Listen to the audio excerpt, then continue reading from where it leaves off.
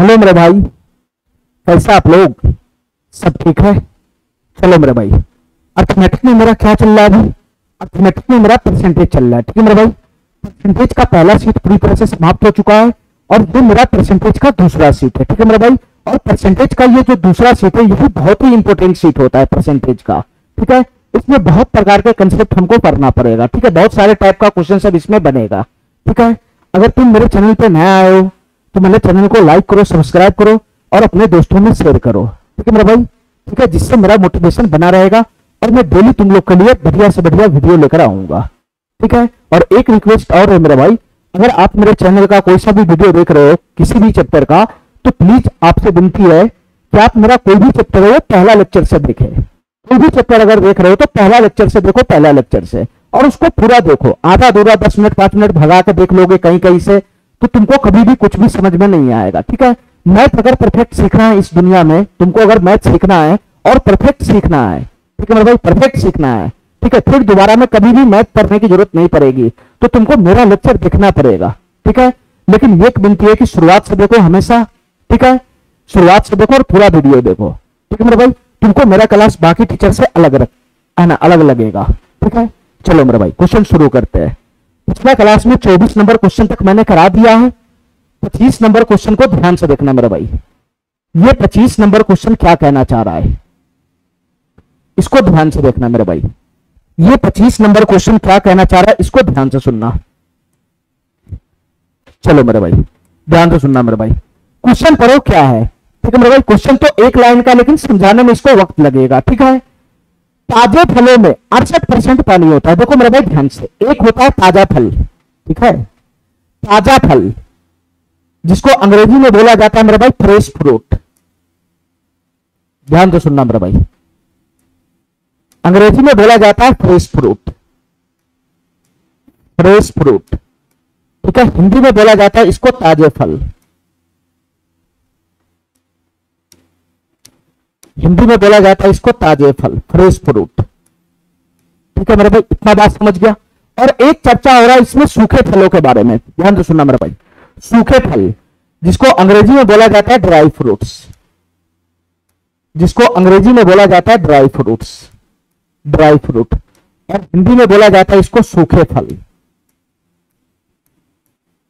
सूखे फल। ठीक है, ध्यान से सुनना मेरे भाई, ध्यान से देखते रहना मैं क्या क्या कहना चाह रहा हूं। तो ताजे फलों में 68% पानी होता है। ताजे फलों में कितना पानी है मेरे भाई, बताना क्वेश्चन के अकॉर्डिंग। ताजे फलों में 68% पानी है, ताजे फलों में 68% पानी है।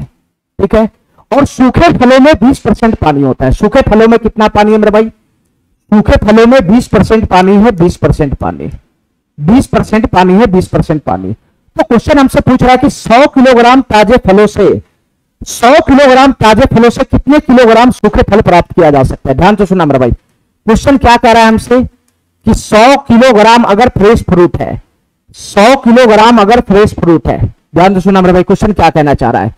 100 किलोग्राम अगर फ्रेश फ्रूट है, 100 किलोग्राम अगर फ्रेश फ्रूट है, ठीक है, तो 100 किलोग्राम फ्रेश फ्रूट से कितने मेरे भाई ड्राई फ्रूट प्राप्त होगा, कितना केजी ड्राई फ्रूट प्राप्त होगा, कितना केजी ड्राई फ्रूट प्राप्त होगा, कितना केजी ड्राई फ्रूट प्राप्त होगा, यही क्वेश्चन हमसे पूछ रहा है। ठीक है मेरे भाई, चलो अब मैं तुमको समझाना चाह रहा हूं इसमें कि ये क्या क्वेश्चन है। ध्यान से सुनना मेरे भाई, ये क्या होता है ताजा फल और क्या होता है सूखा फल मेरे भाई, मैं इसको ध्यान से मैंने पहले समझाना चाहता हूं।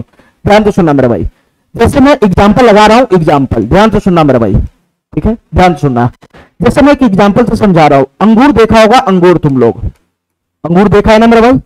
ये जो अंगूर होता है, जो अंगूर होता है मेरे भाई, इसको ताजे फलों की श्रेणी में रखा जाता है। ये अंगूर जो है मेरे भाई, ये ताजा फल होता है, ताजा फल, ये बिल्कुल ताजा फल होता है। ठीक है, पेड़ से टूटता है, मार्केट में बिकने लगता है। ठीक है मेरे भाई, तो ये अंगूर हमारा ताजा फल है। ठीक है, अच्छा मेरे भाई, इसके बाद तुम अंगूर को अगर जरा सा सुखाओगे, जरा सा इसको अगर सुखाओगे धूप में, अंगूर को जरा सा सुखाओगे धूप में, तो अंगूर को जरा सा सुखाओगे धूप में, तो वो कहलाता है मेरे भाई किशमिश, वो कहलाता है किशमिश।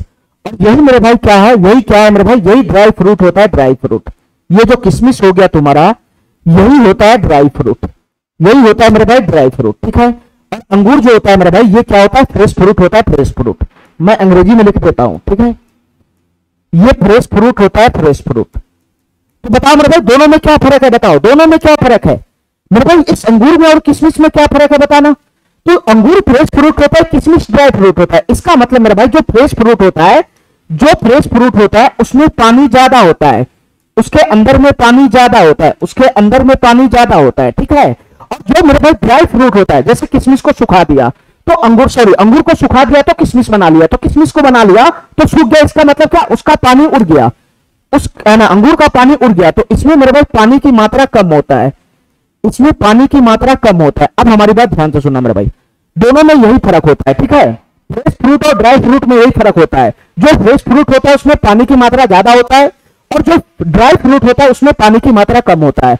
अब मेरे भाई तुमको मैं समझाना चाह रहा हूं, ध्यान से सुना हमारी बात को, ध्यान से सुनना, ये मैं तुमको बहुत डिटेल में बताना चाह रहा हूं ये क्वेश्चन, ठीक है। क्वेश्चन तो 1 मिनट का, लेकिन बहुत डिटेल में समझा रहा हूं, ध्यान से सुनना मेरे भाई। मैं तुमको क्या समझाना चाह रहा हूं, ध्यान से सुनना।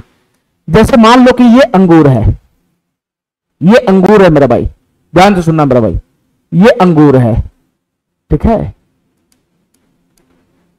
ये अंगूर है मेरे भाई, ठीक है। एक चीज ध्यान से सुनना मेरे भाई, ये अंगूर है, तो हमको बताओ मेरे भाई, ये जो अंगूर हमारा फ्रेश फ्रूट है, फ्रेश फ्रूट, तो अंगूर अगर फ्रेश फ्रूट है तो फ्रेश फ्रूट में पानी ज्यादा होगा।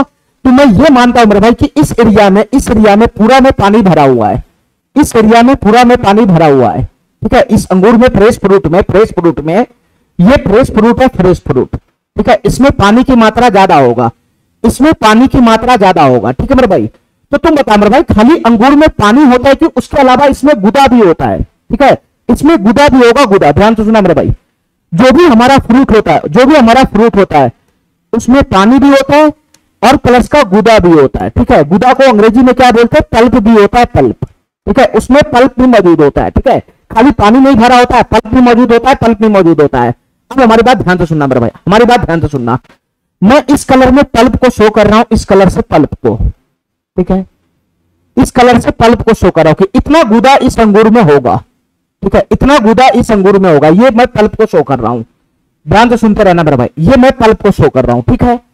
तुम बता मेरे भाई, ये तुम किसको शो किया, ये हरा वाला जो पार्टी है वो क्या है मेरे भाई, ये पानी है, पानी, ये मैं पानी को शो कर रहा हूं।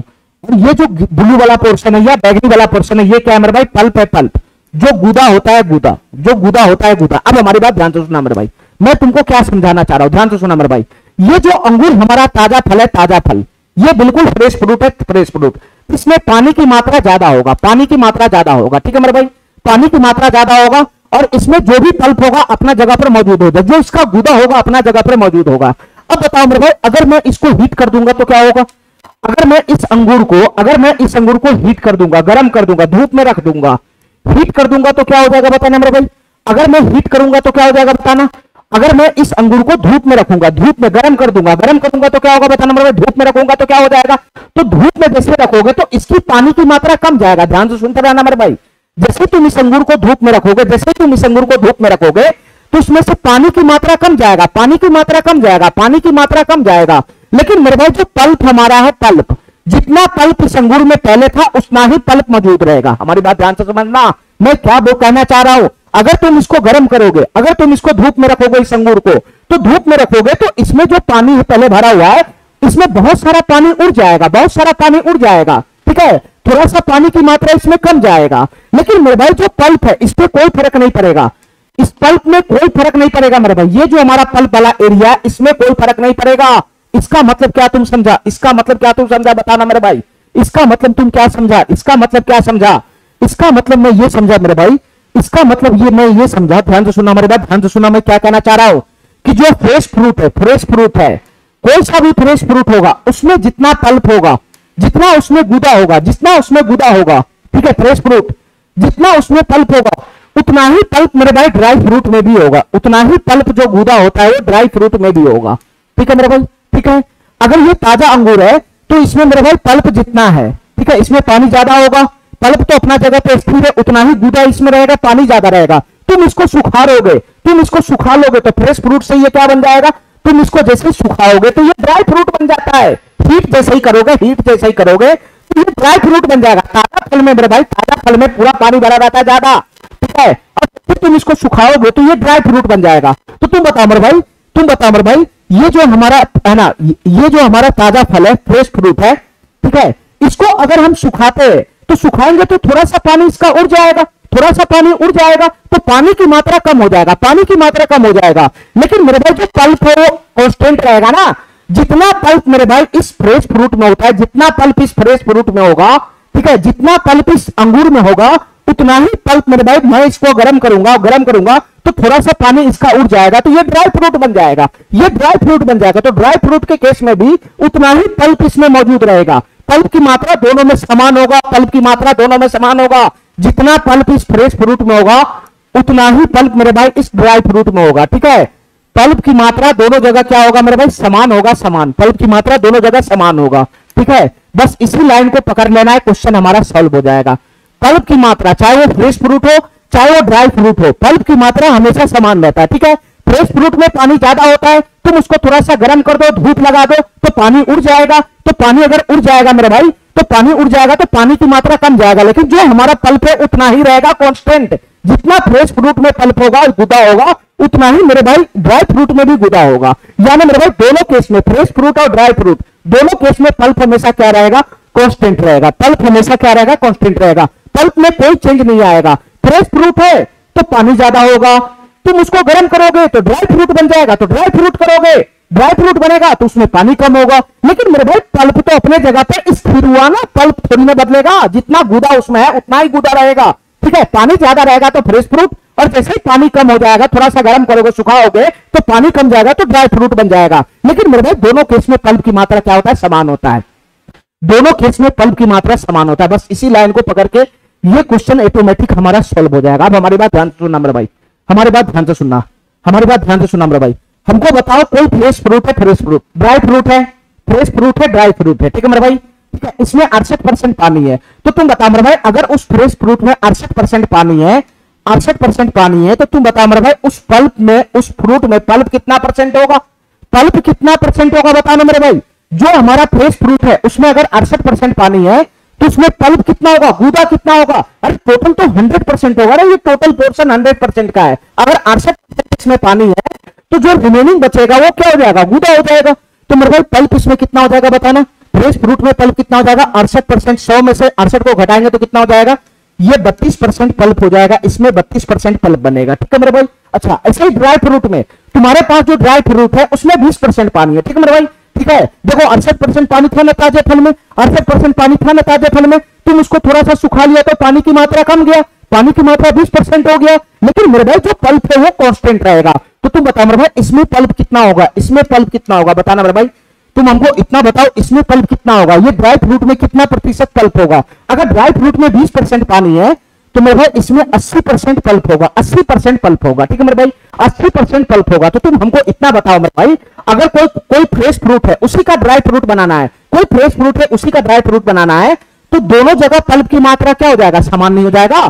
दोनों जगह पल्प की मात्रा क्या हो जाएगा, समान हो जाएगा, समान समान हो जाएगा, समान। तो मेरे भाई ध्यान से सुनना, ध्यान से सुनना, इसमें पल्प की मात्रा कितना बनेगा फ्रेश फ्रूट में, ध्यान से सुनना मेरे भाई। फ्रेश फ्रूट में पल्प की मात्रा कितना बनेगा ये बताओ, फ्रेश फ्रूट में पल्प की मात्रा कितना बनेगा, फ्रेश फ्रूट में पल्प की मात्रा कितना बनेगा ये बताओ मेरे भाई। जैसे फ्रेश फ्रूट का क्वांटिटी में एफ मान लिया, एफ, फ्रेश फ्रूट को मैं एफ से डिनोट करता हूं, एफ से, ध्यान से सुनते रहना मेरे भाई। फ्रेश फ्रूट को मैं एफ से डिनोट करता हूं, एफ से, एफ से डिनोट करता हूं, एफ से। तो मेरे भाई जो हमारा फ्रेश फ्रूट है उसका 68% तो उसमें पानी भरा हुआ है, तो फ्रेश फ्रूट का 32% ही पल्प होगा। फ्रेश फ्रूट जितना भी क्वांटिटी में होगा, जितना भी किलो का होगा, ठीक है, जितना एक ट्रक फ्रेश फ्रूट ले आओ तो उसमें मेरे भाई पल्प की मात्रा कितना होगा। तो जितना भी क्वांटिटी का फ्रेश फ्रूट होगा, जितना क्वांटिटी का, कै किलो, जय किलो, तय किलो, ठीक है, जितना क्वांटिटी का ये फ्रेश फ्रूट होगा उसका 32% उसमें पल्प मिलेगा, उसका 32% उसमें पल्प होगा, ठीक है। फ्रेश फ्रूट का 68% पानी हो जाएगा, तो जो फ्रेश फ्रूट हमारा जितना क्वांटिटी का होगा उसका 32% उसमें पल्प हो जाएगा, ठीक है।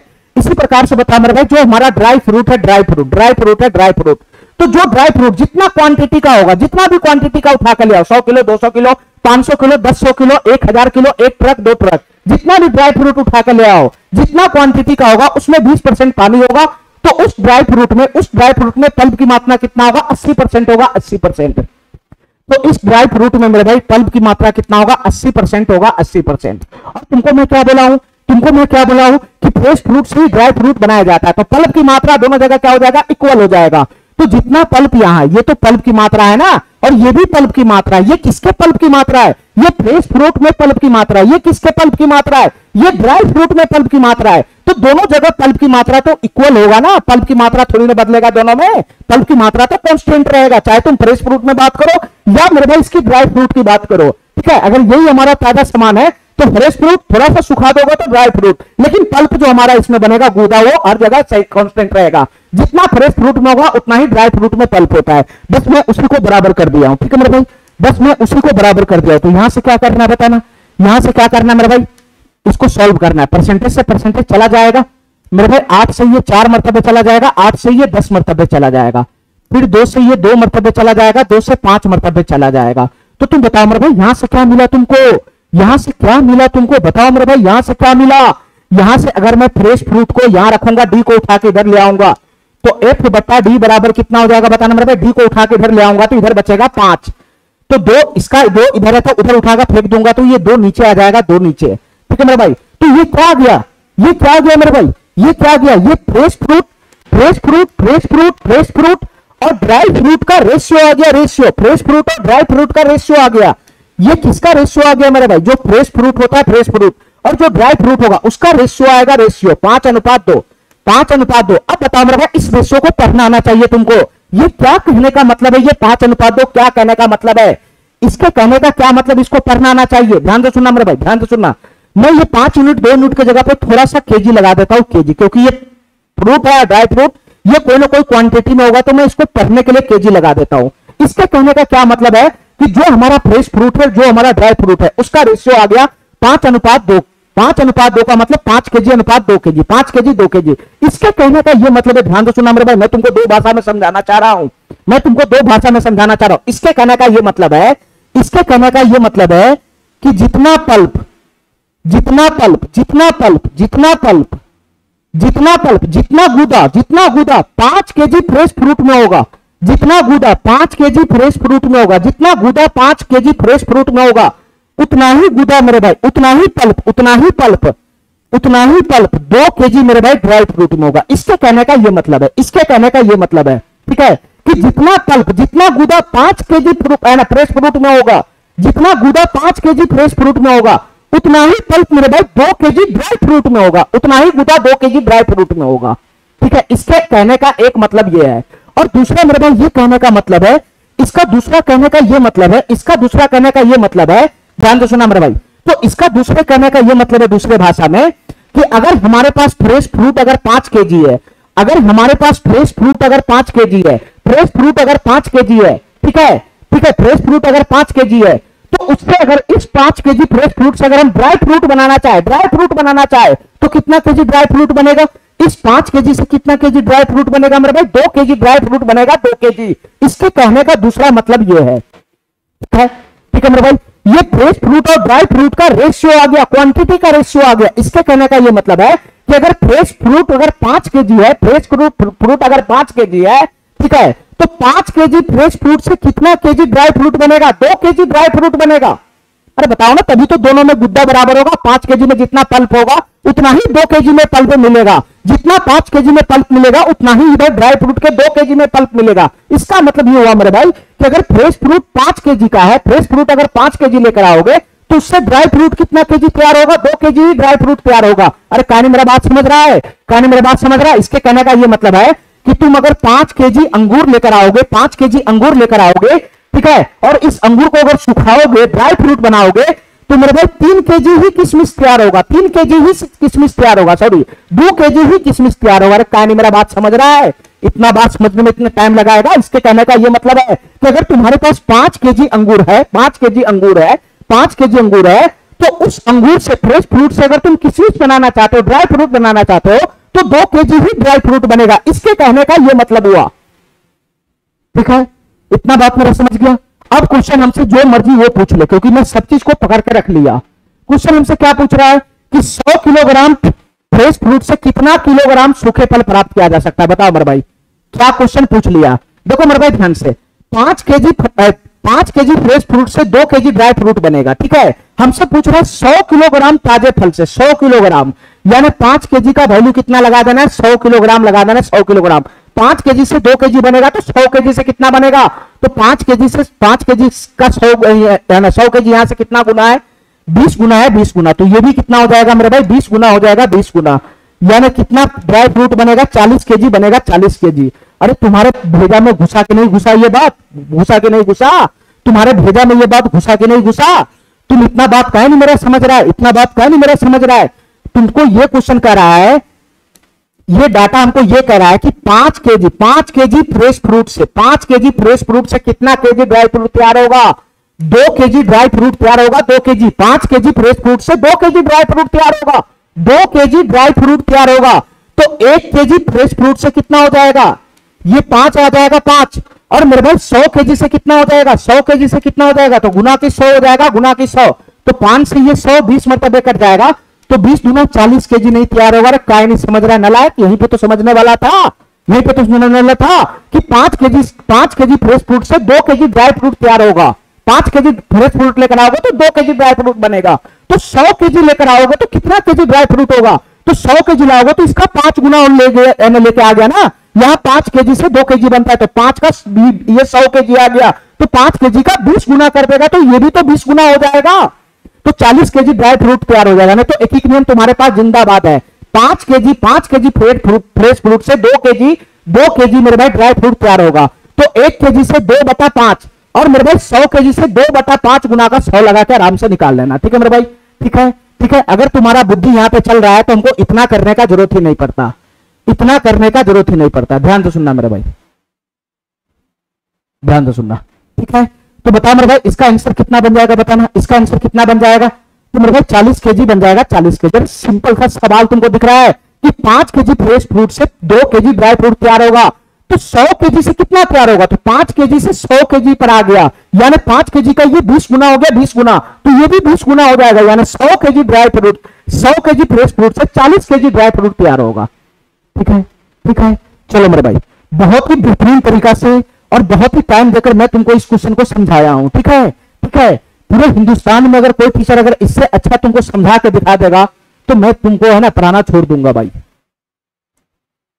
क्वेश्चन बनाना आसान है, क्वेश्चन को सॉल्व करना बोर्ड पे आसान है, ठीक है, लेकिन समझाना उतना ही मुश्किल होता है। ठीक है, चलो मेरे भाई, एक बार अगर बात समझ जाओगे ना तो लाखों क्वेश्चन फेंक दोगे इससे। चलो मेरे भाई, अब हमारी बात ध्यान से सुनना, हमारी बात ध्यान से सुनना मेरे भाई। ये क्वेश्चन है कंसंट्रेशन का, ठीक है। तो पहले मैं इसका एक कंसेप्ट लगाना चाहता हूं, तब जाकर तुमको सब बात समझ में आएगा। हमारी बात ध्यान से सुनना मेरे भाई, पहले एक छोटा सा मैं कंसेप्ट लगाता हूं, तब जाकर तुमको ये क्वेश्चन समझ में आएगा। ध्यान से सुनना मेरे भाई, ठीक है। कंसंट्रेशन, कंसंट्रेशन, कंसंट्रेशन बहुत ही डिटेल में मैं बता रहा हूं, ठीक है। हिंदी में इसको बोला जाता है सांद्रता। ये पहले तुमको समझ में आएगा तब जाके क्वेश्चन तुमसे बनेगा। सांद्रता, सांद्रता, ध्यान से सुनना मेरे भाई। ये कंसंट्रेशन सांद्रता क्या है पहले मैं इसको समझाना चाह रहा हूं, ये तुमको समझ में आएगा तभी वो क्वेश्चन बनेगा, दो वो क्वेश्चन, ठीक है। चलो मेरे भाई, अब हमारी बात ध्यान से सुनना। ये कंसंट्रेशन सांद्रता क्या है मैं तुमको समझाना चाह रहा हूं, ध्यान से सुनना मेरे भाई। एक नॉर्मल एग्जांपल लेके समझते हैं, एक नॉर्मल एग्जांपल लेके समझते हैं मेरे भाई। ध्यान से सुनना मेरे भाई, ध्यान से सुनते रहना। एक मेरा कोई बर्तन है, एक मेरा कोई बर्तन है मेरे भाई, ध्यान से सुनते रहना। बर्तन है, बर्तन, ठीक है। और बर्तन में मेरे भाई पानी भरा हुआ है, पानी, पूरा पानी भरा हुआ है। पानी कितना भरा हुआ है मेरे भाई, इसमें 20 लीटर पानी भरा हुआ है, 20 लीटर। ध्यान से सुनना मेरे भाई, इसमें पानी भरा हुआ है 20 लीटर, ठीक है।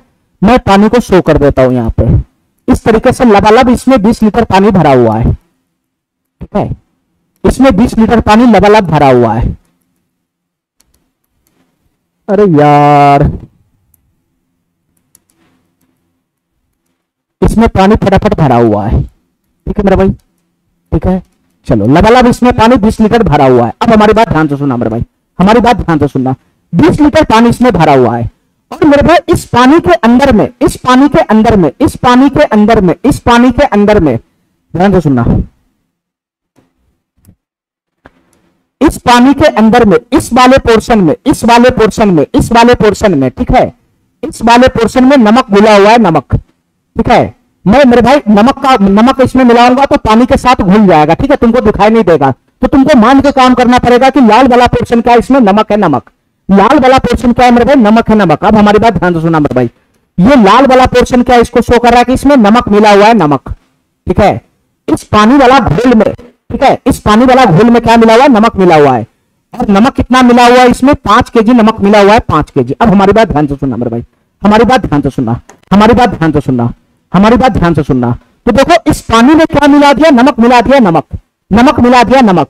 तो नमक प्लस पानी, नमक प्लस पानी मिला हुआ है, नमक प्लस पानी अगर मिला हुआ है तो ये क्या कहलाएगा मेरे भाई, इसी को हम लोग बोलते हैं घोल, इसी को बोलते हैं घोल, सॉल्यूशन बोलते हैं, सॉल्यूशन। अंग्रेजी में इसको क्या बोलते हैं, सॉल्यूशन बोलते हैं। इसका मतलब अब ये घोल हो गया, घोल। खाली पानी रहता तो तुम इसको घोल नहीं बोल सकता था। जैसे ही पानी में मेरे भाई नमक को तुम मिला दिया तो ये क्या बन गया, घोल बन गया, घोल, ठीक है, ये सॉल्यूशन हो गया, सॉल्यूशन, घोल बन गया, घोल। तो तुम बताओ मेरे भाई, हमारी बात ध्यान से सुनना, हमारी बात ध्यान से सुनना, हमको इतना बताओ, हमको इतना बताओ कि इस पूरे घोल में, इस पूरे घोल में, इस पूरे घोल में नमक का है ना, नमक का जो वैल्यू है, प्रतिशत वैल्यू है, कितना होगा इस घोल में मेरे भाई, इस घोल में कितना नमक मिला हुआ है, कितना नमक मिला हुआ है।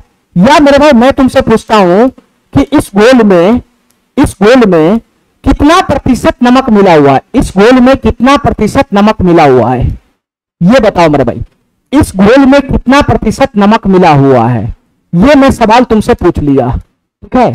अगर मैं तुमसे ये पूछता हूं कि बताओ मेरे भाई इस घोल में कितना नमक मिला हुआ है, तो तुम बोलते कि सर इस घोल में 5 kg नमक मिला है, 5 kg।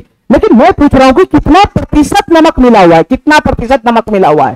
तो कैसे निकलेगा प्रतिशत नमक, कैसे निकलेगा मेरे भाई, कैसे निकलेगा प्रतिशत नमक, ध्यान से सुनना मेरे भाई, कैसे निकलेगा प्रतिशत नमक हम बताते हैं। जैसे कितना प्रतिशत नमक मिला हुआ है, तो नमक कितना मिला हुआ है मेरे भाई, 5 kg नमक मिला हुआ है, 5 kg, ठीक है। और टोटल घोल कितना का है बताना मेरे भाई, टोटल घोल कितना का है, 20 लीटर का है, 20 लीटर का। अरे पानी इसमें घोल का काम कर रहा है ना, पानी इसमें कितना भरा हुआ है, 20 लीटर भरा हुआ है, 20 लीटर, ठीक है। तो कितना प्रतिशत नमक मिला हुआ है, तो जितना नमक की मात्रा है उतना बताता। जो हमारा सोल्यूशन है पानी, पानी पानी, ये घोल पानी बना रहा है, पानी, तो उसकी जो मात्रा है उसमें भाग लगा दो, ठीक है मेरे भाई। तो यहां जो बन जाएगा 5/20 का मतलब होता है 1/4, और 1/4 का मतलब होता है 25%। तो मैं इजी वे में निकाल लिया कि सर इस घोल में, इस घोल में, इस घोल में, इस घोल में 25% नमक मिला हुआ है। ध्यान से सुनना मेरे भाई, इस घोल में 25% नमक मिला हुआ है, इस घोल में 25% नमक मिला है, इस घोल में 25% नमक मिला है। क्वेश्चन क्या था तुम बताना मेरा भाई, ठीक है। कि इस घोल में, इस घोल में, इस घोल में, सॉल्यूशन में, इस घोल में, इस घोल में, क्वेश्चन ये था कि इस घोल में कितना प्रतिशत नमक मिला हुआ है। तो मैं यहां से आराम से निकाल लिया कि मेरे भाई कितना प्रतिशत नमक मिला हुआ है, तो नमक की मात्रा कितना है, 5 kg है, 5 kg। और इस घोल में जो हमारा जो घोल है वो कितना लीटर का है, 20 लीटर का है, 20 लीटर का। तो मेरे भाई 5/20 कर देंगे, 5/20 कर देंगे, परसेंटेज वैल्यू निकालना है। तो जिसका प्रतिशत वैल्यू निकालना है उतना बता का जो हमारा बेस वैल्यू होता है, तो बेस वैल्यू में टोटल घोल की मात्रा जाएगा, यानी 20 लीटर जाएगा, 20 लीटर। तो 5/20 कर देंगे, तो 1/4 का मतलब 25% नमक मिला हुआ है। तो तुम बताओ मेरे भाई, ध्यान से सुनना, ध्यान सुनना मेरे भाई, ये जो घोल में 25% नमक मिला है, ये जो घोल में 25% का नमक मिला है, टोटल घोल में नमक की मात्रा कितना है, टोटल घोल में नमक का परसेंटेज वैल्यू कितना है, 25% है, 25%। तो इसी है ना नमक की मात्रा जो 25% है, इसी नमक की मात्रा 25% को क्या बोलेंगे, इसको क्या बोलेंगे मेरे भाई, इसको हम बोलेंगे इस घोल का कॉन्सेंट्रेशन, ठीक है, नमक का कॉन्सेंट्रेशन, ठीक है मेरे भाई। इसको हम लोग क्या बोलेंगे कि जो हमारा साल्ट है, जो हमारा साल्ट है, साल्ट, जो हमारा साल्ट है, हिंदी में इसको बोलते हैं नमक, ठीक है। तो नमक की जो कॉन्सेंट्रेशन है, साल्ट का कॉन्सेंट्रेशन, साल्ट का कॉन्सेंट्रेशन, साल्ट का कॉन्सेंट्रेशन या साल्ट का जो सांद्रता है, नमक का जो सांद्रता है वो कितना है बताना मेरे भाई। साल्ट का कॉन्सेंट्रेशन कितना हो गया बताना मेरे भाई। नमक का कॉन्सेंट्रेशन कितना है इस घोल में, तो जितना प्रतिशत नमक इस घोल में मिला हुआ है वही उसका कॉन्सेंट्रेशन कहलाता है, नमक का कॉन्सेंट्रेशन वही कहलाएगा। तो इस घोल में मेरे भाई 25% नमक मिला हुआ है, इस घोल में 25% नमक मिला हुआ है, इस घोल में 25% नमक मिला हुआ है। तो तुम बताओ मेरे भाई नमक का कॉन्सेंट्रेशन कितना है, नमक का सांद्रता कितना हो जाएगा। तो मेरे भाई नमक का सांद्रता कितना हो जाएगा, 25% हो जाएगा, 25%। ठीक है मेरे भाई, 25% हो जाएगा 25%। हमारी बात समझ गया? यही होता है कॉन्सेंट्रेशन सांद्रता, कि पूरे घोल में पूरे सोल्यूशन में जो पदार्थ उसमें मिला हुआ है, उसकी प्रतिशत वैल्यू क्या है, उसकी जो प्रतिशत वैल्यू होता है पूरे घोल में जो पदार्थ उसमें मिला हुआ है, उसकी प्रतिशत जो वैल्यू होता है उसी को बोलते हैं मेरे भाई उस पदार्थ की कॉन्सेंट्रेशन, यानी उस पदार्थ की सांद्रता। तो नमक की सांद्रता कितना हो गया मेरे भाई? पूरे घोल में नमक कितना मिला हुआ है, पूरे घोल में कितना प्रतिशत नमक मिला हुआ है? तो सर पूरे घोल में 25% नमक मिला हुआ है। तो इस घोल में नमक का कॉन्सेंट्रेशन कितना हो जाएगा? ठीक है मेरे भाई, नमक का सांद्रता कितना हो जाएगा? 25% हो जाएगा, 25%। हमारा बात समझ गया? यही होता है सांद्रता, कि पूरे घोल में जो चीज मिला हुआ है उसका प्रतिशत वैल्यू क्या होता है, जो चीज घोल में उसका प्रतिशत वैल्यू क्या होता है, उसी प्रतिशत वैल्यू को क्या बोलते हैं मेरे भाई? कॉन्सेंट्रेशन बोलते हैं, सांद्रता बोलते हैं। ठीक है, तो यहां नमक का कॉन्सेंट्रेशन कितना हो गया? 25% हो गया, 25%। अब हमारी बात ध्यान से सुनना मेरे भाई, अभी हमारी बात खत्म नहीं, ध्यान से सुनना हमारी बात ध्यान से सुनना मेरे भाई। मैं इसमें अब आगे काम करता हूं, क्या करता हूं मेरे भाई? मैं क्या करता हूं, ये जो हमारा घोल है नमक और पानी का, इसको मैं थोड़ा सा हीट कर देता हूं, गर्म कर देता हूं, गर्म। ठीक है, इसको मैं गर्म कर दूंगा, गर्म। इस घोल को मैं गर्म कर दूंगा, गर्म। ठीक है, ध्यान से सुनते रहना मेरे भाई। अगर मैं इसको गर्म करता हूं, ध्यान से सुनते रहना, अगर मैं इसको गर्म करता हूं तो गर्म करने पे क्या होगा बताना मेरे भाई? गर्म करने पे क्या होगा? इस घोल को तुम गर्म करोगे तो क्या हो जाएगा मेरे भाई? जो पानी की मात्रा है वो इसमें से उड़ जाएगा, कुछ पानी की मात्रा उड़ जाएगा। तुम जैसे ही गर्म करोगे तो ये घोल गर्म हो जाएगा, तो गर्म होगा तो पानी क्या हो जाएगा? वाष्प बनकर उड़ जाएगा। तो जैसे ही इसमें हीट करोगे तो पानी की मात्रा क्या हो जाएगा मेरे भाई? कुछ उड़ जाएगा। पानी की जो मात्रा है कुछ उड़ जाएगा इस घोल में से। तो पानी की मात्रा कितना उड़ जाएगा बताना मेरे भाई? मैं मान लेता हूं कि पानी की मात्रा 5 लीटर इसमें से उड़ गया, 5 लीटर पानी की मात्रा इसमें से उड़ गया, हवा में उड़ गया। ठीक है मेरे भाई, पानी की मात्रा 5 लीटर इसमें से उड़ गया, हवा में चला गया, हवा में। तो तुम बताओ मेरे भाई, अब इस घोल में पानी की मात्रा कितना हो जाएगा बताना? इस घोल में पानी की मात्रा कितना हो जाएगा? पहले 20 लीटर था मेरे भाई, गर्म किया तो 5 लीटर पानी उड़ गया, तो अब इस घोल में पानी की मात्रा कितना हो जाएगा? 15 लीटर हो जाएगा, 15 लीटर। इस घोल में पानी की मात्रा कितना हो जाएगा मेरे भाई? 15 लीटर हो जाएगा, 15 लीटर। तो तुम बताओ मेरे भाई, जैसे ही तुम गर्म किया तो कुछ पानी की मात्रा इसमें से उड़ गया, तो बताओ मेरे भाई यहां नमक का जो कॉन्सेंट्रेशन है क्या वो चेंज होगा कि नहीं होगा? जो नमक का कॉन्सेंट्रेशन है क्या सेम रहेगा कि चेंज होगा? नमक का जो कॉन्सेंट्रेशन तुम निकाला है, नमक का जो सांद्रता निकाला है, क्या वो चेंज होगा कि नहीं होगा? बिल्कुल चेंज होगा। अरे नमक का कॉन्सेंट्रेशन निकाला कैसे? बता में 20 था, बता में 20। नमक का मात्रा तो अभी भी 5 kg है मेरे भाई, ये 20 था, बता में 20। ठीक है, जब तुम्हारा सोल्यूशन 20 लीटर का था उस पर कॉन्सेंट्रेशन था 25%। ठीक है, जैसे ही तुम्हारा पानी उड़ गया 5 लीटर पानी उड़ गया, तो अब इस घोल में मेरे भाई 15 लीटर ही पानी बचा हुआ है। तो मेरे भाई अब नमक का सांद्रता बदल जाएगा, नमक का कॉन्सेंट्रेशन बदल जाएगा। तो तुम बताओ मेरे भाई इस केस में नमक का कॉन्सेंट्रेशन क्या बनेगा? इस केस में नमक का कॉन्सेंट्रेशन क्या बनेगा बताना मेरे भाई? इस केस में नमक का कॉन्सेंट्रेशन क्या बनेगा बताना? तो नमक की मात्रा तो पहले जितना था अभी भी उतना है, गर्म करोगे तो पानी उड़ेगा, नमक में कोई फर्क नहीं पड़ेगा। ठीक है मेरे भाई, तो पहले नमक कितना था? 5 kg था, 5 kg। गर्म करने के बाद भी नमक 5 kg है, तो नमक का कॉन्सेंट्रेशन अब कितना हो जाएगा? तो 5 बटा का। ठीक है मेरे भाई, टोटल सोल्यूशन कितना का हो गया? गर्म करने के बाद 5 लीटर पानी उड़ गया, तो इस घोल में कितना पानी बचा हुआ है? 15 लीटर पानी बचा हुआ है। तो 5 बटा का 15 हो जाएगा, 5 बटा का 15। ठीक है, 5 बटा 15 का मतलब कितना होता है बताना मेरे भाई? 1 बटा का 3 हो जाएगा, 1 बटा का 3। और 1 बटा 3 का मतलब कितना होता है? 33.33%। तो 33.33% ये क्या आया? ये क्या आया मेरे भाई? ये क्या आया मेरे भाई? ये क्या आया? 33.33%। ये भी मेरे भाई नमक का सांद्रता ही है, ये भी नमक का सांद्रता है, ये भी नमक का सांद्रता है, ये भी नमक का कॉन्सेंट्रेशन ही है। ठीक है, तो नमक का सांद्रता यहां पे बदल गया। पहले 25% कॉन्सेंट्रेशन था नमक का, अब नमक का कॉन्सेंट्रेशन कितना हो गया? 33.33% हो गया। तो कॉन्सेंट्रेशन यहाँ पे चेंज हो गया। क्यों चेंज हो गया? क्योंकि तुम्हारा जो सोल्यूशन था वो कमी हो गया, सोल्यूशन में कमी आ गया। पहले तुम्हारा घोल 20 लीटर का था तो उसमें नमक का कॉन्सेंट्रेशन 25% था। जैसे ही तुम्हारा घोल अब 5 लीटर पानी उड़ गया तो तुम्हारा घोल अब 15 लीटर का हो गया, तो उस पर कॉन्सेंट्रेशन अलग आएगा। तो एक बात तो समझ में आ गया मेरे भाई, एक बात तो समझ में आ गया कि जो मेरा घोल है अगर घोल में कमी आएगा तो इतना तो तय हो गया कि कंसंट्रेशन हमारा क्या हो जाएगा? चेंज हो जाएगा। जो पदार्थ उसमें मिला हुआ है उसके कंसंट्रेशन में क्या आ जाएगा मेरे भाई? चेंज आ जाएगा, चेंज। इतना बात तुम समझ रहा है कि नहीं समझ रहा है?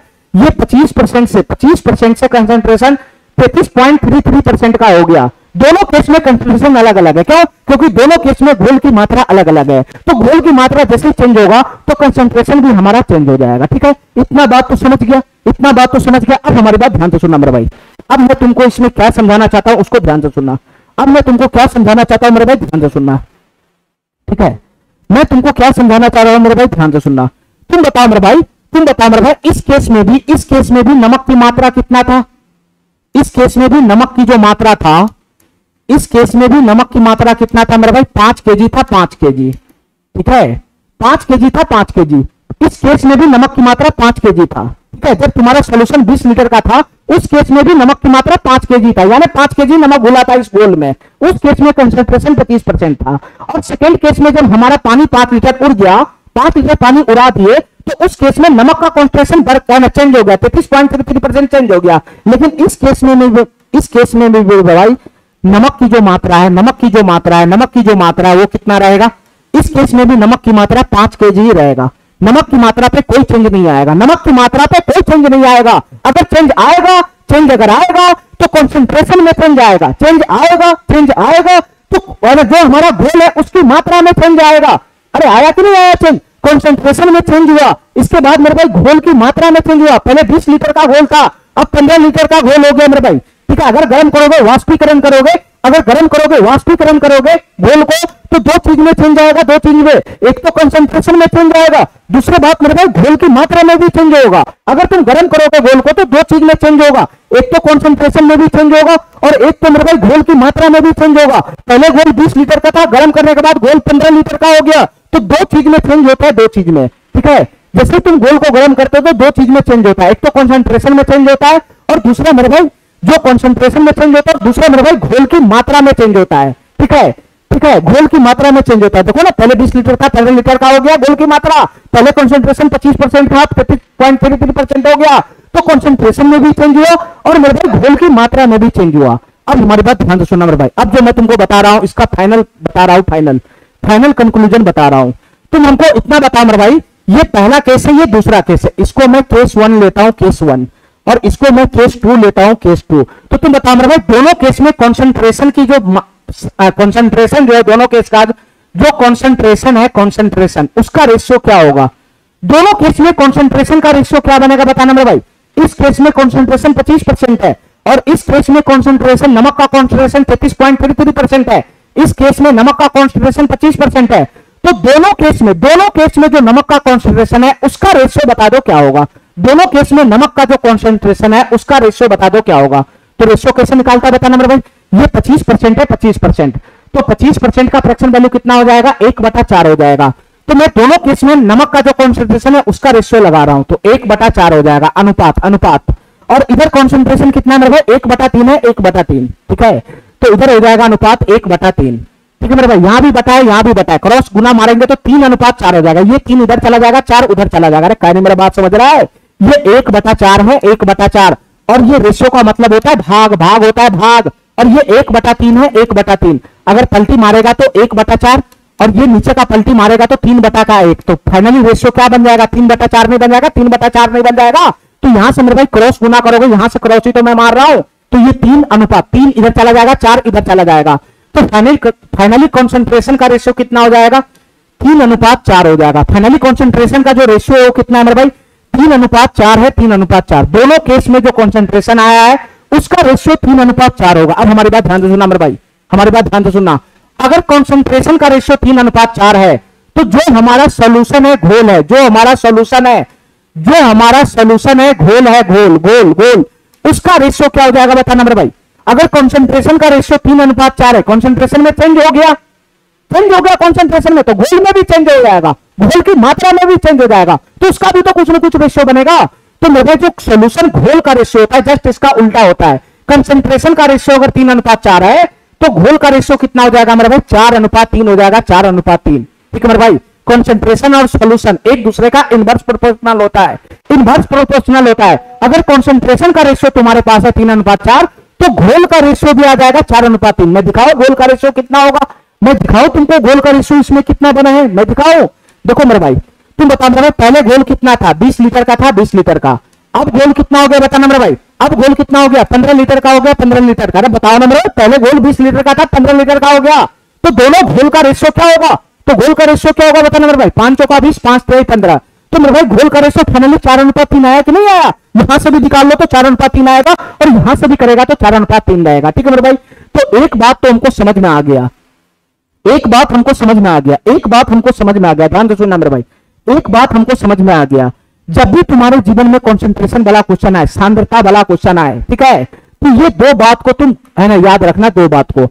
जो हमारा कंसंट्रेशन का रेशियो होगा, जो हमारा कंसंट्रेशन का रेशियो होगा, जब उसका उल्टा कर देंगे तो घोल का रेशियो आ जाएगा, जब उसका उल्टा करेंगे तो घोल का रेशियो आएगा। ठीक है मेरे भाई, ऐसा क्यों होता है? ऐसा क्यों होता है? ऐसा इसलिए होता है क्योंकि नमक की मात्रा यहां पे फिक्स हो जाता है। नमक की मात्रा फिक्स होने के कारण ये दोनों रेशियो आपस में उल्टा हो जाता है। ठीक है मेरे भाई, चलो मैं तुमको समझा रहा हूं, थोड़ा सा ध्यान से सुनना मेरे भाई, ध्यान से सुनना हमारी बात, ध्यान से सुनना मेरे भाई, हमारी बात ध्यान से सुनना।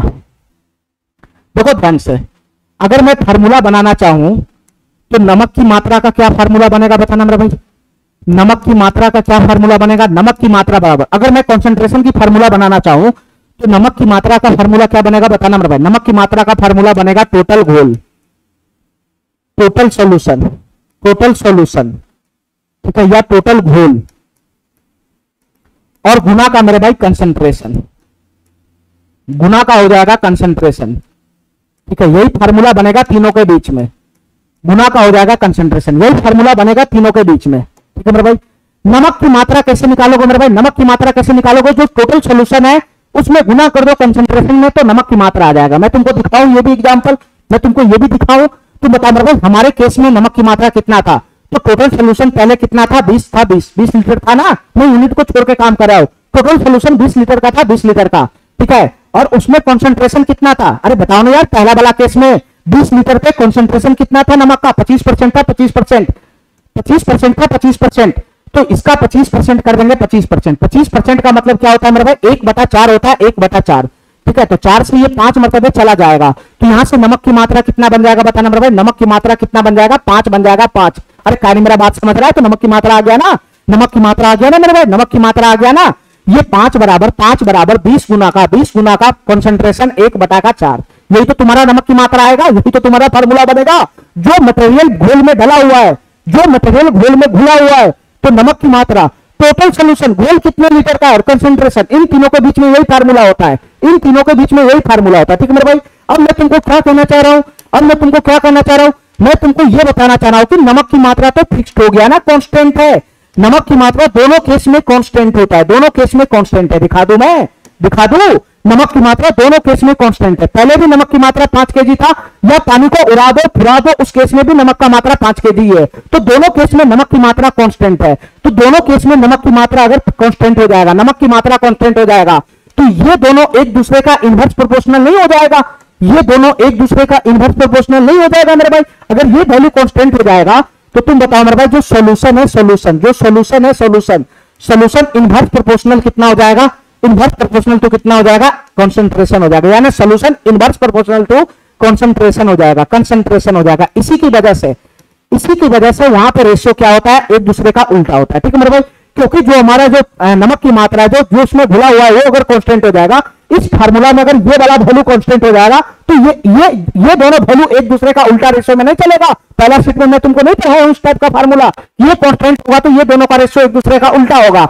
इसलिए मेरे भाई, जो हमारा कॉन्सेंट्रेशन है ना, कॉन्सेंट्रेशन का रेशियो, जो हमारा सांद्रता का रेशियो है, जस्ट उसका उल्टा कर दोगे, जस्ट उसका उल्टा कर दोगे तो सोल्यूशन का रेशियो आ जाएगा। इसी वजह से मेरे भाई मैं इस बात को लिखा हूं, ठीक है, कि जो हमारा कॉन्सेंट्रेशन का रेशियो होता है, सांद्रता का रेशियो होता है, ठीक है, जस्ट उसका उल्टा कर दोगे तो वो सोल्यूशन का रेशियो हो जाएगा, सोल्यूशन का, घोल का रेशियो हो जाएगा, घोल का। ठीक है, ठीक है मेरे भाई, मैंने पूरा कॉन्सेंट्रेशन को, ठीक है, परकच्चे उड़ा के छोड़ दिया, ठीक है, और फाइनली तुमको दो ही बात इस पे आके टिकता है, दो ही बात तुमको देखना है बस, ये दोनों बात को ध्यान रखना है बस मेरे भाई, ये दोनों बात को ध्यान रखना है। ठीक है, कि जो मेरे भाई घोल वाला क्वेश्चन में जब भी आएगा तो जो कॉन्सेंट्रेशन का रेशियो होगा, जस्ट उसका उल्टा करेगा तो घोल का रेशियो बनेगा। ठीक है, और ये कैसा है मेरे भाई, तुमको मैं फॉर्मूला से भी बता दिया कि ये कैसा है, क्योंकि ये यहाँ पे कांस्टेंट हो जाता है, इसलिए इन दोनों का जो रेशियो एक दूसरे में उल्टा हो जाता है। ठीक है, चलो बस इतना ही बात ध्यान रखना है तुमको, और क्वेश्चन पे कूद पड़ो मेरे भाई। अब देखो कितना आसानी से क्वेश्चन सॉल्व होता है मेरा। ठीक है, चलो मेरे भाई, अब ध्यान से देखना ये क्वेश्चन कैसे बनेगा, ध्यान से देखना मेरे भाई, ये सवाल कैसे बनेगा, ध्यान से देखना। एक घोल में सारे 16% नमक है, एक घोल में सारे 16% नमक है। नमक की मात्रा परसेंटेज में जैसे ही आता है तो मैं समझ जाता हूं कि नमक की कॉन्सेंट्रेशन की बात कर रहा है, कॉन्सेंट्रेशन की, सांद्रता की बात कर रहा है। अरे इतना बात समझाने के बाद भी तुमको समझाना पड़ेगा कि नमक का कॉन्सेंट्रेशन है, नमक का कॉन्सेंट्रेशन, सांद्रता की बात कर रहा है, ठीक है। एक घोल में इतना प्रतिशत नमक है, यानी नमक का कॉन्सेंट्रेशन यहां पे दे रखा है साढ़े 16%। इसमें से 18 लीटर पानी वाष्पित कर दिया जाता है, ठीक है। जो घोल है उसमें से 18 लीटर पानी को उड़ा दिया जाता है, तो उड़ा दोगे तो कॉन्सेंट्रेशन चेंज हो जाएगा, नमक का कॉन्सेंट्रेशन चेंज हो जाएगा, और क्या फर्क पड़ेगा उसमें। तो जैसे पानी वाष्पित करता है तो नमक की सांद्रता 20.9% हो जाएगा। चेंज हो गया कि नहीं हो गया?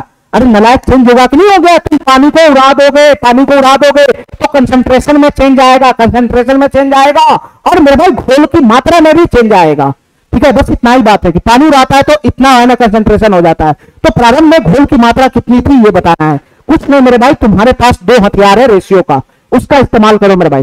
तुम हमको बताओ मेरे भाई, इस क्वेश्चन में कॉन्सेंट्रेशन का रेशियो कितना बनेगा बताना। कॉन्सेंट्रेशन का रेशियो तुम आराम से निकाल सकता है, कितना बनेगा कॉन्सेंट्रेशन का रेशियो।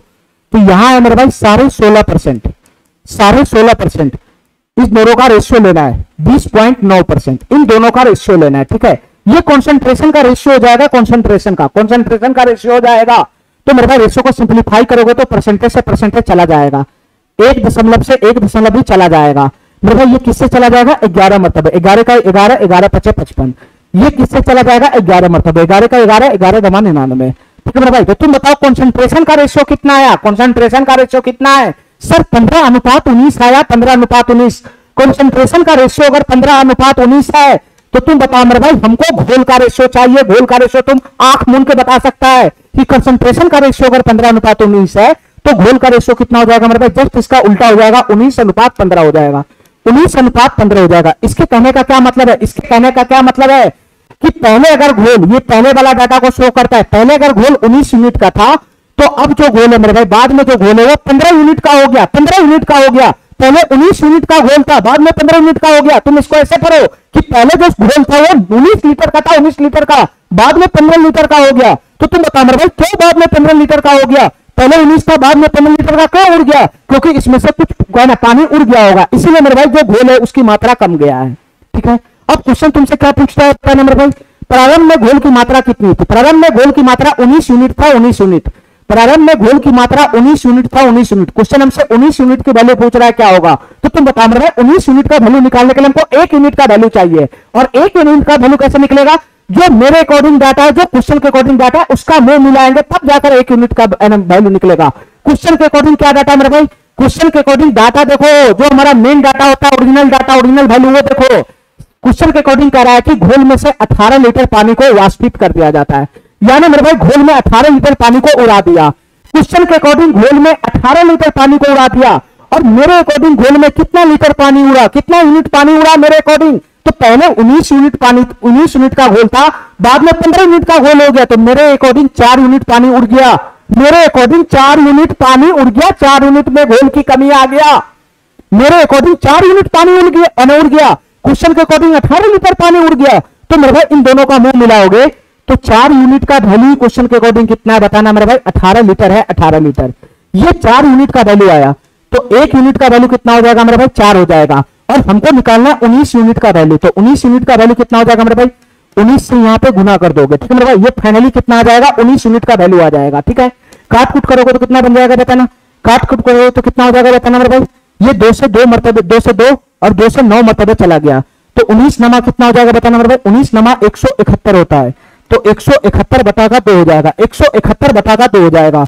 और 171 बटा 2 का वैल्यू कितना होगा बताना मेरे भाई? ये कितना हो जाएगा?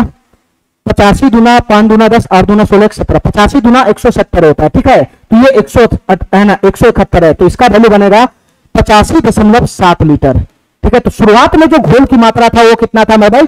85.7 लीटर था, 85.7 लीटर, सॉरी 85.5 लीटर होगा, ठीक है मेरे भाई। ये 85.5, इसका आधा होगा 85.5, तो 85.5 लीटर। तो प्रारंभ में घोल की मात्रा कितना था? 85.5 लीटर। ये वाला ऑप्शन हमारा करेक्ट हो जाएगा, ठीक है। ठीक है, बस 2 ही लाइन से क्वेश्चन सॉल्व हो जाता है। ठीक है, लेकिन ये 2 लाइन को समझाने के लिए, ये 2 लाइन को करने के लिए हमको पीछे पूरा का पूरा इतिहास पलटना पड़ता है, तब जाके तुमको क्वेश्चन समझ में आएगा। ठीक है, सॉल्यूशन तो टीचर क्या करता है, जैसे क्वेश्चन आया फटाक से मार दिया, ये रहा रेशियो, ये रहा उल्टा रेशियो, कर दो, काम खत्म। तुम्हारा भी काम खत्म हो जाएगा, तुम भी समझ के सीख लिया, पढ़ लिया। एक बार तुम अगर समझ जाओगे कंसेप्ट, तो क्वेश्चन का मजाल नहीं कि तुमको वो घुमा सकता है। चलो इससे आगे का क्वेश्चन देखो। चलो मेरे भाई, एक और क्वेश्चन है घोल पे, सेम टू सेम, बस उसको करना है। घोल में बस 2 ही बात देखना है, रेशियो का ही ख्याल रखना है, बस उसी से हमारा घोल का क्वेश्चन सॉल्व हो जाता है, और कुछ है ही नहीं घोल में। चलो मेरे भाई, 28 लीटर चीनी पानी का घोल है, घोल है मेरे भाई चीनी पानी का। 28 लीटर के घोल में 26.4% चीनी है। ठीक है मेरे भाई, 28 लीटर का घोल में 26.4% चीनी है, यानी मेरे भाई ये चीनी का कॉन्सेंट्रेशन हो गया, चीनी का कॉन्सेंट्रेशन हो गया। ठीक है, क्योंकि पानी में चीनी मिला हुआ है, तो चीनी का कॉन्सेंट्रेशन है 26.4%। उबालने पर 6 लीटर पानी वाष्पित हो जाता है। जैसे ही पानी को उबालोगे तो 6 लीटर पानी वाष्पित हो जाता है। तो शेष घोल में, यानी बाद में जो घोल बचा, उसमें चीनी का प्रतिशत कितना है, यानी बाद में चीनी का कॉन्सेंट्रेशन निकालना है कितना है, बाद में चीनी का कॉन्सेंट्रेशन बताना है कितना है। ठीक है मेरे भाई, ठीक है, बाद में चीनी का कॉन्सेंट्रेशन बताना है कितना, पहले चीनी का कॉन्सेंट्रेशन ये था। ठीक है, उसमें तुम क्या किया, घोल को गर्म किया, उबाला, तो उसमें का पानी उड़ गया, तो उड़ने के बाद चीनी का कॉन्सेंट्रेशन चेंज हो जाएगा। तो जो बाद में हमारा फाइनल कॉन्सेंट्रेशन बनेगा, वो क्वेश्चन हमसे पूछ रहा है क्या होगा। तो तुम बताओ मेरे भाई, मेरे पास इसमें किसका रेशियो, बताओ मेरे भाई, इसमें मेरे पास घोल का रेशियो है, घोल का। ठीक है, क्योंकि हमको कंसंट्रेशन का वैल्यू चाहिए, कंसंट्रेशन का वैल्यू पूछ रहा है, तो घोल का रेशियो दिया हुआ होगा, घोल का रेशियो दिया हुआ होगा। तुम बताओ मेरे भाई, घोल का रेशियो क्या बनेगा। तो सर पहले 28 लीटर घोल था, 28 लीटर। ठीक है मेरे भाई, उसके बाद क्या किया, गर्म किया, तो 6 लीटर पानी हवा में उड़ गया। तो 6 लीटर पानी अगर हवा में उड़ गया, तो अब कितना लीटर पानी बचा, अब कितना लीटर पानी बचा घोल में, 22 लीटर पानी बचा, 22 लीटर का घोल हो गया। तो बताओ मेरे भाई, ये घोल का रेशियो नहीं जाएगा, पहले 28 लीटर का घोल था, 22 लीटर का घोल हो गया, तो ये घोल का रेशियो, घोल का कैसे हो जाएगा, घोल का रेशियो कटेगा तो ये 14 हो जाएगा, 2 से 11 हो जाएगा। तो यहां मेरे भाई घोल का रेशियो कितना बताना, यहां घोल का रेशियो कितना मेरे भाई 14:11 है। यहां घोल का रेशियो कितना मेरे भाई 14:11 है। जब हमारे पास घोल का रेशियो आ गया, जब हमारे पास घोल का रेशियो आ गया, तो बताओ मेरे भाई कंसंट्रेशन का रेशियो नहीं आ पाएगा क्या, कंसंट्रेशन का रेशियो नहीं आ पाएगा, बताना मेरे भाई कंसंट्रेशन का रेशियो क्या हो जाएगा बताना। अरे एक दूसरे का उल्टा होता है, और क्या है, कंसंट्रेशन का जो रेशियो उसको पलटी मार दोगे तो घोल का रेशियो आ जाएगा, और घोल का रेशियो उसको पलटी मार दोगे तो कंसंट्रेशन का रेशियो आ जाएगा। तो कंसंट्रेशन का रेशियो कितना हो जाएगा मेरे भाई, जस्ट इसका उल्टा, ये 14:11 है, तो ये 11:14 हो जाएगा, ये 11:14 हो जाएगा। इसका मतलब ये हुआ मेरे भाई कि पहले अगर कंसंट्रेशन 11 यूनिट था, ठीक है, रेशियो में तो मैं यूनिट में बात करता हूं, यूनिट में, कि पहले अगर चीनी का कंसंट्रेशन 11 यूनिट था, पहले चीनी का कंसंट्रेशन अगर 11 यूनिट था, तो अब चीनी का कंसंट्रेशन कितना हो गया मेरे भाई, अब चीनी का कंसंट्रेशन कितना हो गया, 14 यूनिट हो गया, 14 यूनिट। ठीक है, तो हमसे पूछ रहा है शेष घोल में चीनी का कंसंट्रेशन बताओ क्या है, यानी बाद में वाष्पित करने के बाद में चीनी का कंसंट्रेशन बताओ क्या होगा। तो मेरे भाई पहले तो ये था, अब ये है, तो मेरे भाई हमसे क्या पूछ रहा है, 14 यूनिट का वैल्यू पूछ रहा है। अरे पहले कंसंट्रेशन 11 यूनिट था, बाद में 14 यूनिट हो गया, तो ये हमसे फाइनल कंसंट्रेशन का वैल्यू पूछ रहा है, बाद वाला कंसंट्रेशन पूछ रहा है क्या होगा। तो हमसे क्वेश्चन 14 यूनिट का वैल्यू पूछ रहा है, 14 यूनिट का वैल्यू पूछ रहा है क्या होगा। तुम बताओ मेरे भाई ये 14 यूनिट का वैल्यू कैसे आएगा, जब हमारे पास 1 यूनिट का वैल्यू आएगा। 1 यूनिट का वैल्यू कैसे आएगा, जो मेरे अकॉर्डिंग डाटा है, जो क्वेश्चन के अकॉर्डिंग डाटा है, उसका मुंह मिलाएंगे तो 1 यूनिट का वैल्यू आएगा। अब बताओ मेरे भाई मेरे क्वेश्चन के अकॉर्डिंग क्या डाटा है, क्वेश्चन के अकॉर्डिंग चीनी पानी के घोल में इतना % चीनी है, यानी चीनी का कंसंट्रेशन है, पहले चीनी का कंसंट्रेशन है, ठीक है, चीनी का कंसंट्रेशन है, पहले वाला कंसंट्रेशन इतना दे रखा है। मेरे अकॉर्डिंग पहले चीनी का कंसंट्रेशन कितना है, 11 यूनिट है। मेरे अकॉर्डिंग चीनी का कंसंट्रेशन पहले कितना है, 11 यूनिट है। क्वेश्चन के अकॉर्डिंग पहले चीनी का कंसंट्रेशन कितना है, 26.4% है।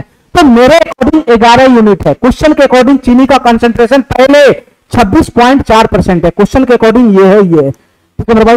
तो 11 यूनिट का वैल्यू कितना है मेरे भाई, 26.4% है। 11 यूनिट का वैल्यू ये है, 11 यूनिट का वैल्यू है 26.4%। हमको चाहिए 14 यूनिट का वैल्यू क्या होगा।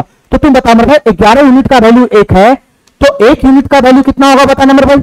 1 यूनिट का वैल्यू कितना होगा, 26.4% बटा में चला जाएगा, ये 11, ये 1 यूनिट का वैल्यू हुआ, ये 1 यूनिट का वैल्यू हुआ। हमसे 14 यूनिट का वैल्यू पूछ रहा है क्या होगा, 14 यूनिट का वैल्यू पूछ रहा है क्या होगा।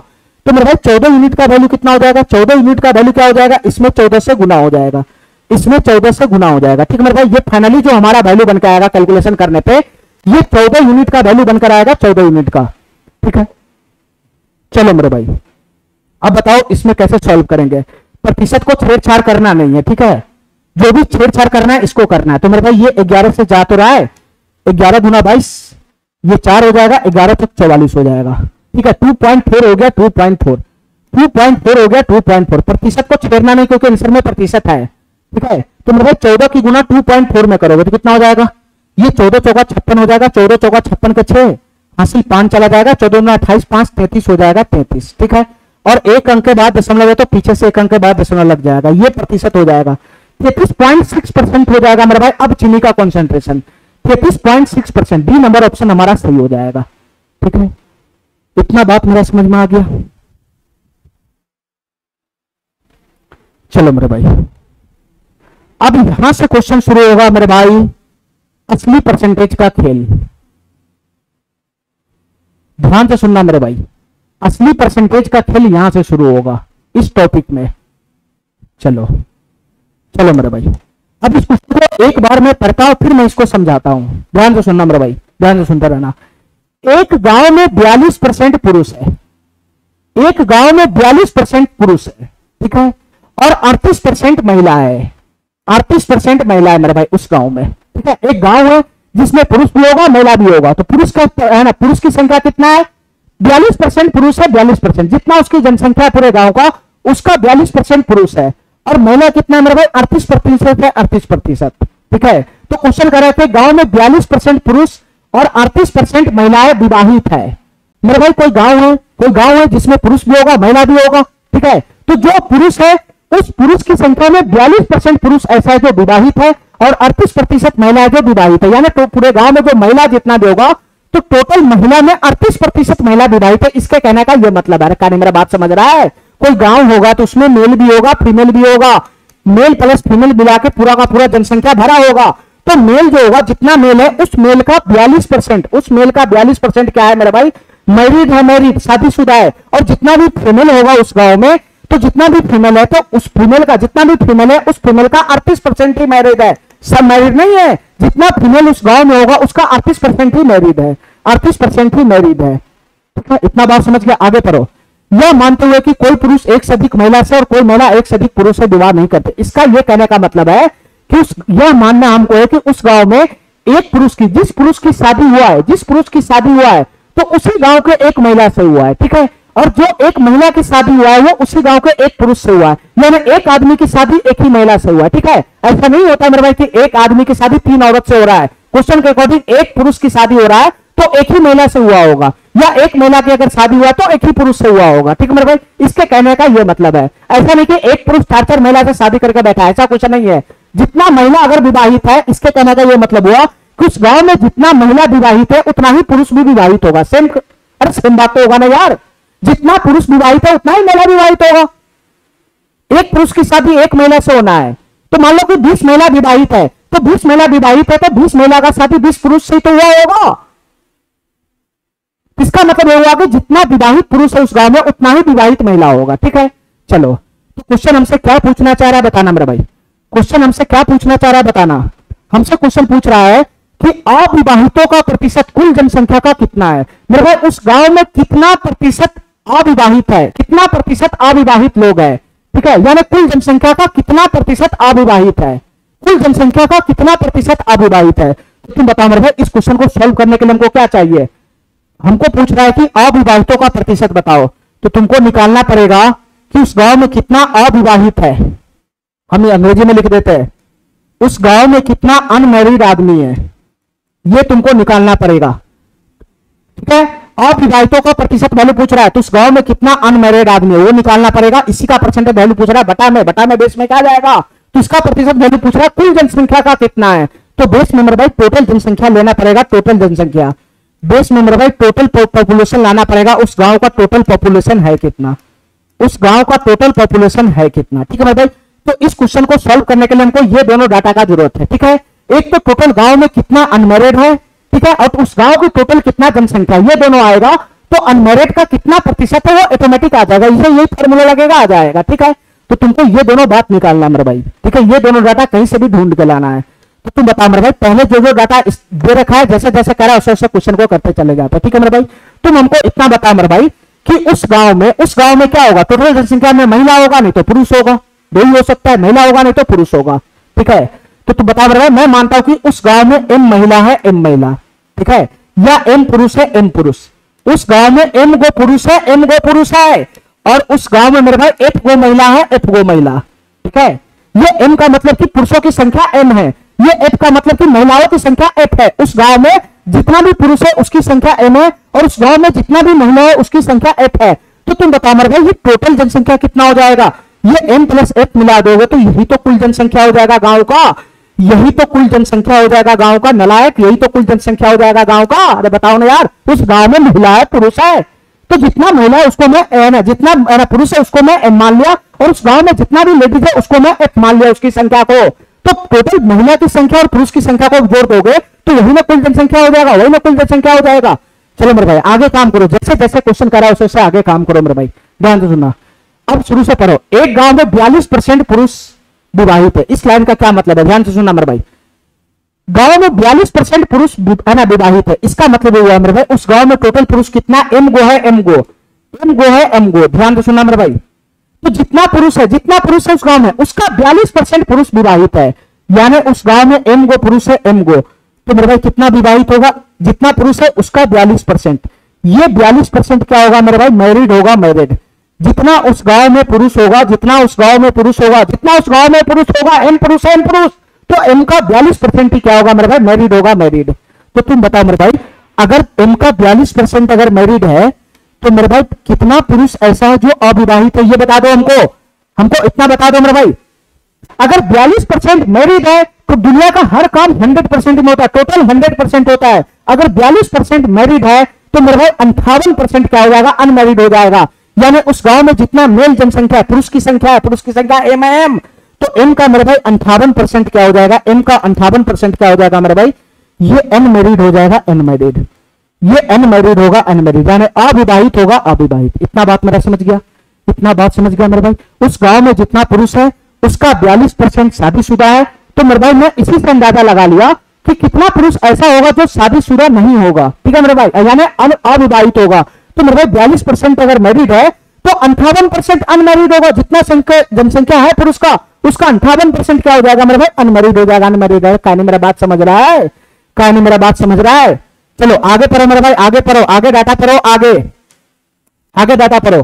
गांव में 38% महिला विवाहित है, इसके कहने का क्या मतलब है, यहां से भी 2 चार्ट फूटेगा, यहां से भी 2 चार्ट फूटेगा। यानी उस गांव में जितना महिला है, उस गांव में जितना भी महिला है, टोटल महिला को मैंने एफ मान लिया, टोटल महिला को एफ, तो जितना महिला है उसका 38% महिला विवाहित है, तो टोटल महिला की संख्या है एफ गो है, एफ गो।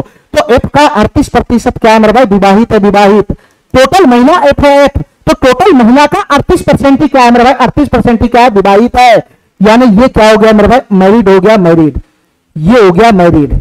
तो तुम बताओ मेरे भाई कितना महिला ऐसा है जो अविवाहित होगा, क्योंकि हमको अविवाहित की संख्या चाहिए, इसलिए मैं अनमैरिड पे भी फोकस कर रहा हूं। तो कितना महिला होगा जो अविवाहित होगा, तो मेरे भाई 38% अगर मैरिड है, महिलाओं की संख्या का 38% अगर मैरिड है, ठीक है, तो मेरे भाई 100 में से घटा दो 38, तो 38 भी 40 हो जाएगा, 60, 62%, 62% फीमेल की जनसंख्या का जो 62% होगा, फीमेल की कुल जनसंख्या का 62% जो होगा, वो फीमेल क्या हो जाएगा, अनमैरिड हो जाएगा, अनमैरिड, वो अनमैरिड हो जाएगा, अनमैरिड। ठीक है मेरे भाई, 62 और 38 को जोड़ोगे तो 100 बनेगा, 62 8 70 100। ठीक है, इतना बात समझ गया, इतना बात समझ गया। अब मेरे भाई बताओ, हमको इतना बताओ मेरे भाई, दोनों का एक जगह मुंह कैसे मिलेगा, ये महिला वाला पुरुष वाला डाटा का मुंह कैसे मिलेगा। देखो मेरे भाई ध्यान से, क्वेश्चन तुमको पहला लाइन में सीधा सीधा बोल चुका है कि जितना एक महिला एक पुरुष से शादी करता है, या फिर एक पुरुष एक ही महिला से शादी करता है, इसके कहने का यह मतलब हुआ मेरे भाई कि उस गांव में जितना भी पुरुष शादी किया है तो उतना ही महिला का भी शादी हुआ होगा, उतना ही महिला का भी शादी हुआ होगा, दोनों की संख्या बराबर होगा। अरे कहानी मेरा बात समझ रहा है, अगर उस गांव में 50 पुरुष अगर शादीशुदा है तो उस गांव में 50 महिला भी शादीशुदा होगा, एक पुरुष का शादी एक महिला से हो रहा है। तो मेरे भाई बताओ, अगर 50 पुरुष शादीशुदा है तो ऑटोमेटिक 50 महिला भी शादीशुदा होगा, तभी तो एक पुरुष का शादी एक महिला से हो रहा है। तो इसमें कुछ नहीं करना मेरे भाई, ठीक है। ठीक है, मेल की जनसंख्या का जितना भी मैरिड है, मेल की जनसंख्या का जितना भी मेरे भाई शादीशुदा है, उतना ही शादीशुदा मेरे भाई फीमेल की जनसंख्या का मैरिड वाला हो जाएगा, उतना ही शादीशुदा फीमेल की जनसंख्या का भी होगा। यानी अगर उस गांव में 50 गो मेल आदमी है ना, 50 गो अगर मेल है, 50 गो मेल है, 50 गो मेल अगर शादीशुदा है तो 50 गो फीमेल भी शादीशुदा होगा। ये दोनों बराबर हो जाएगा, ये दोनों बराबर हो जाएगा। जितना मेल का शादीशुदा है, जितना मेल शादीशुदा है, उतना ही फीमेल भी शादीशुदा हो जाएगा। तो मेल कितना शादीशुदा है ये, फीमेल कितना शादीशुदा है ये, तो बता मेरे भाई ये दोनों डाटा आपस में बराबर हो जाएगा कि नहीं हो जाएगा? ये दोनों डाटा आपस में बराबर हो जाएगा कि नहीं हो जाएगा? जितना मेल की शादी हुआ है उतना ही फीमेल का शादी हुआ है। यहां डाटा है मेल कितना शादीशुदा है, यहां डाटा है फीमेल कितना शादीशुदा है, तो दोनों आपस में इक्वल हो जाएगा कि नहीं हो जाएगा? बिल्कुल हो जाएगा। बस यही कंसेप्ट इसमें पकड़ना था, ठीक है, यही कंसेप्ट पकड़ना था। तो फाइनली मेरे भाई इससे हमको यह पता चल गया कि मेल की जनसंख्या का 42% ये इक्वल हो जाएगा किसका? ये इक्वल हो जाएगा फीमेल की जनसंख्या का 38%। ये दोनों आपस में बराबर हो जाएगा, ठीक है मेरे भाई, ठीक है। जितना मेल का शादी है उतना ही फीमेल का शादी होगा, बस इतना ही कहना चाह रहा है। तो तुम बताओ मेरे भाई, इसको सिंप्लीफाई करोगे तो क्या आ जाएगा? इसको सिंप्लीफाई करोगे तो क्या हो जाएगा मेरे भाई? परसेंटेज से परसेंटेज चला जाएगा, तो यहां से मेरे भाई मेल फीमेल का रेशियो आ जाएगा, मेल से फीमेल का रेशियो आ जाएगा, मेल से फीमेल का रेशियो आ जाएगा। ये और सिंप्लीफाई होगा क्या? ये और सिंप्लीफाई होगा मेरे भाई, 2 से 21 मरतबे चला जाएगा, 2 से ये 19 मरतबे चला जाएगा। तो मेल से फीमेल का रेशियो कितना आ गया बताना मेरे भाई? मेल से फीमेल का, फीमेल को इधर खींच लूंगा तो ये 19/21 आ गया, 19/21। अब इस डाटा को पढ़ना आना चाहिए, तभी तुमसे क्वेश्चन सॉल्व हो पाएगा मेरे भाई। मैं एम क्या माना हूं बताना मेरे भाई? उस गांव में जितना भी पुरुष है, उसकी संख्या एम है। एफ में किसको माना हूं? उस गांव में जितना भी मेल है उसकी संख्या एफ है। ये कुल पुरुष की संख्या को मैं माना हूं एम, कुल पुरुष की संख्या को मैं एम माना हूं, और कुल महिला की संख्या को मैं एफ माना हूं। तो तुम बता मेरे भाई, एम से एफ का रेशियो का मतलब क्या हुआ कि कुल पुरुष का और कुल महिला का रेशियो आ गया। उस गांव में जितना भी पुरुष है टोटल, और उस गांव में जितना भी फीमेल है टोटल, उन दोनों का रेशियो हो गया, उन दोनों की संख्या का रेशियो आ गया। जितना उस गांव में मेल है टोटल और जितना उस गांव में फीमेल है टोटल, उन दोनों की संख्या का रेशियो आ गया। तो करो इसको, तो मेल मेरे भाई उस गांव में कितना है? 19 यूनिट है। टोटल मेल कितना? 19 यूनिट है, और टोटल फीमेल कितना है मेरे भाई? 21 यूनिट है। क्योंकि ये रेशियो में है तो मैं यूनिट में बात करूंगा, यूनिट में। तुम बताओ मेरे भाई, टोटल मेल कितना है उस गांव में? 19 यूनिट है। तो टोटल फीमेल कितना है? 21 यूनिट है, ठीक है। तो तुम बताओ मेरे भाई, टोटल जनसंख्या उस गांव का कितना हो जाएगा? फिर यूनिट में बात करो, सब चीज रेशियो में चल रहा है तो रेशियो में बात करो।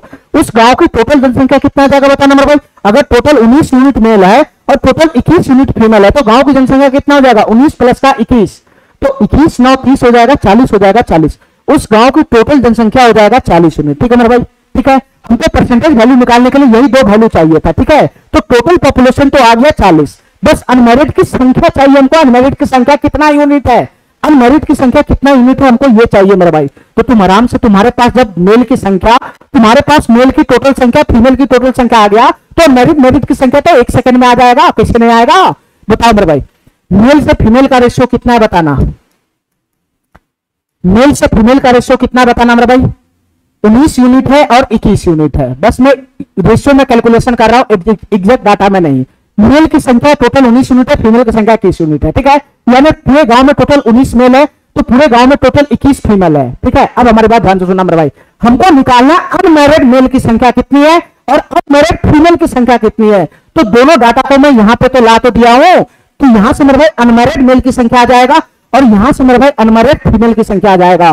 तो तुम बताओ मेरे भाई, अनमैरिड मेल की संख्या कितना होगा? तो जितना मेल की जनसंख्या होगा उसका 58% अनमैरिड है। तो तुम्हारे पास मेल की जनसंख्या है ना, तुम्हारे पास मेल का जनसंख्या है 19 यूनिट, तो 19 का 58% करोगे तो तुम्हारा कैलकुलेशन भरेगा, तो मेरे भाई ये तो रेशियो है ना, तो रेशियो में मैं किसी चीज से भी गुना कर सकता हूं। तो तुम बताओ मेरे भाई, कैलकुलेशन को आसान करने के लिए मैं क्या करूंगा?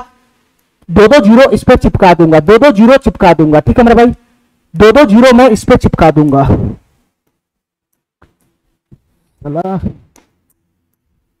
2-2 जीरो में अपना मर्जी से चिपका दूंगा, ठीक है, ताकि परसेंटेज वैल्यू आ जाएगा। अब बताओ मेरे भाई, मेल का है ना, मेल की संख्या कितना हो गया? 1900 यूनिट। तो तुम बताओ मेरे भाई, मेल में कितना अनमैरिड है? तो जितना मेल की संख्या उसका 58%। तो बताओ मेरे भाई, यहां मेल कितना है? 1900 यूनिट है, 1900 यूनिट, ध्यान से सुनना। मेल कितना है मेरे भाई? 1900 यूनिट है, 1900 यूनिट। तो 1900 यूनिट का 58% कितना हो जाएगा बताना?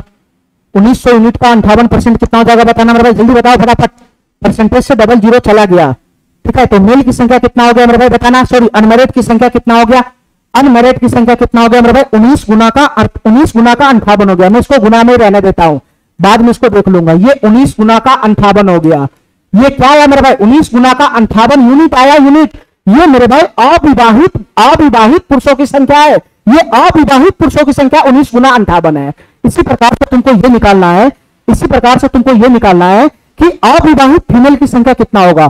तो अविवाहित फीमेल की संख्या कितना होगा बताना मेरे भाई, अविवाहित फीमेल की संख्या का 62%, और फीमेल की संख्या कितना है मेरे भाई 2100 यूनिट है, 2100 यूनिट। तो 2100 का 62% हो जाएगा, 62%।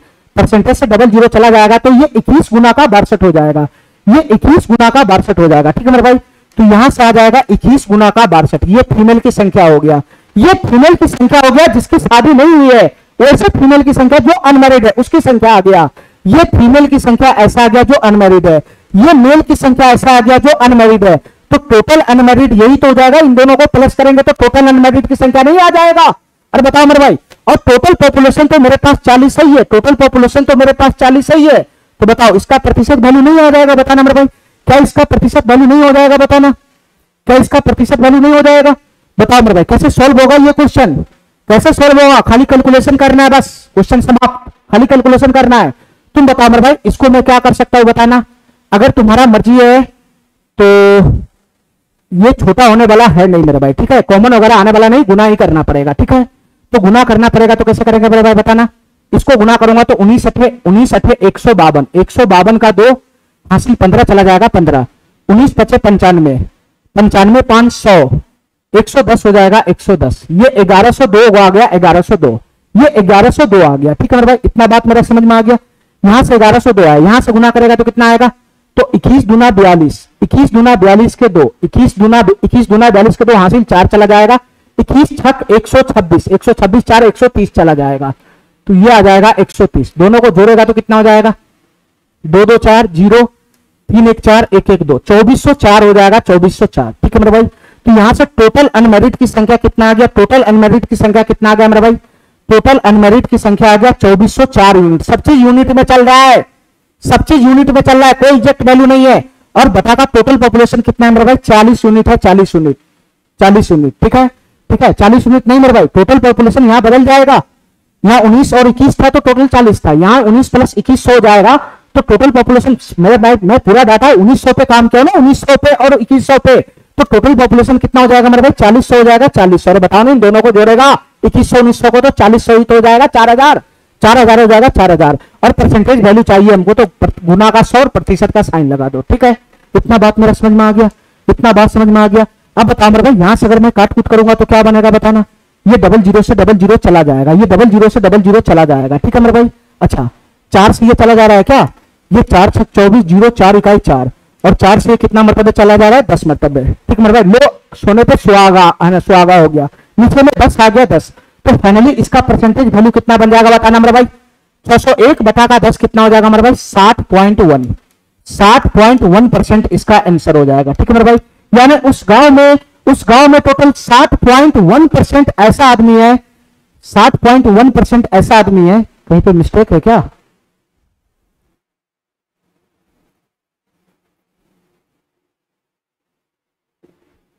चालीस है,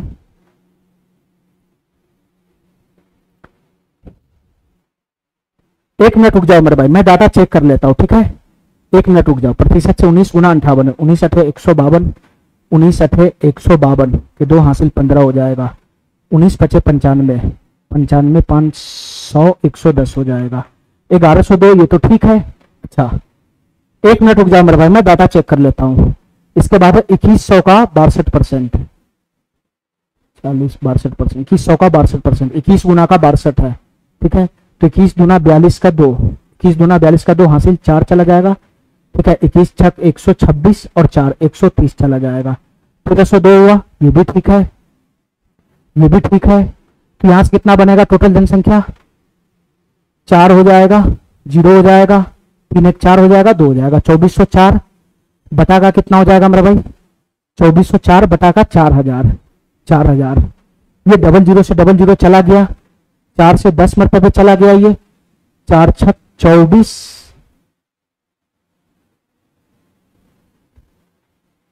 इस मरतबे चला गया, तो ये 60.1%।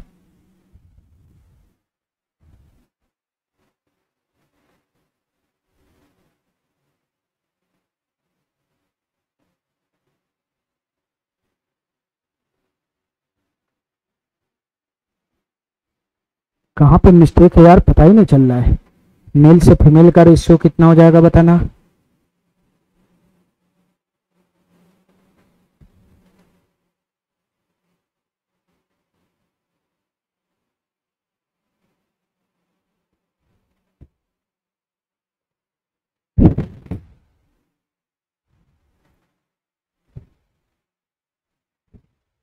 एक मिनट रुक जाओ, मैं चेक कर लेता हूं।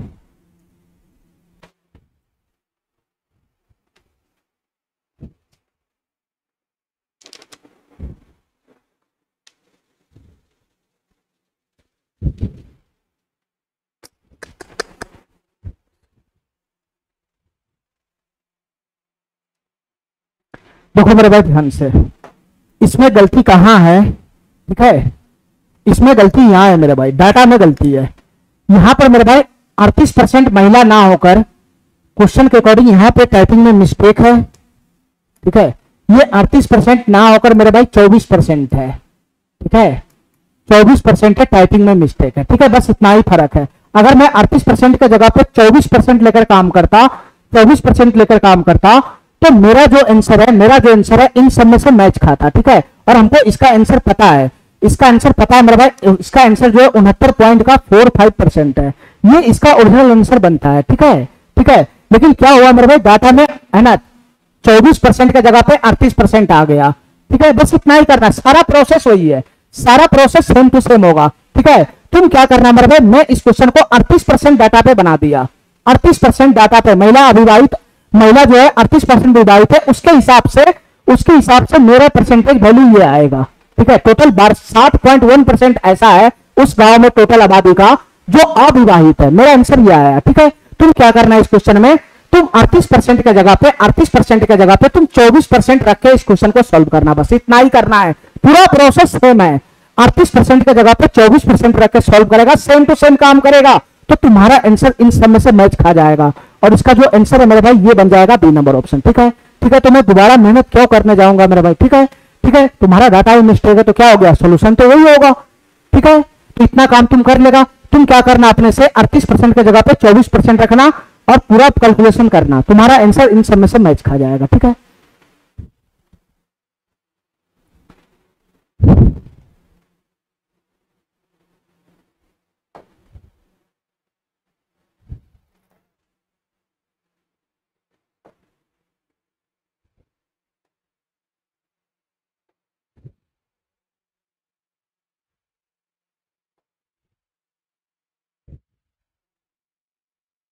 चलो मेरे भाई आज के लिए हम इतना ही रखते हैं, ठीक है। इससे आगे का क्वेश्चन हम अगले क्लास में करेंगे, ठीक है मेरे भाई। आज के लिए इतना ही, थैंक यू, धन्यवाद।